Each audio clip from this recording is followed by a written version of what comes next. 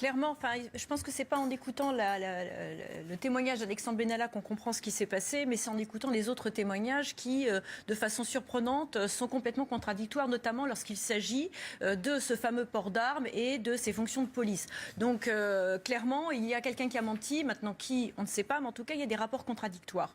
Ceci étant, on ne peut pas garder un ministre encore pendant 10 ans, enfin, on n'a jamais vu ça, quand même, un ministre qui fait un préavis de 10 mois, ça c'est impossible, surtout quand on sait que sur sa première année de mandat, il a passé un tiers de son temps à Lyon.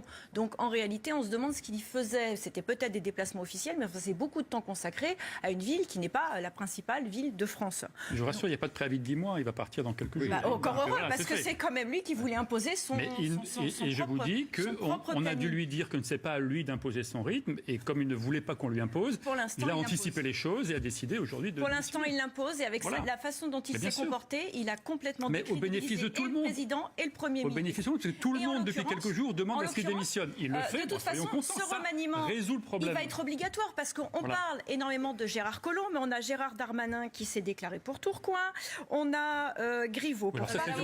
Pour Paris, c'est l'hémorragie. C'est-à-dire que c'est les éléments de langage qu'on retrouve un peu partout. Tous les ministres sont en train de... Non, je suis désolée, parce que moi, je ne reçois pas les éléments de langage. Je fais mes propres éléments de langage, je réfléchis toute seule, c'est dommage. Donc, en l'occurrence, je suis désolée, mais là, on a quand même un certain nombre de ministres qui décident de se porter candidat aux mairies, qui l'annoncent dans différents médias, et en réalité, c'est l'hémorragie. C'est pas simplement des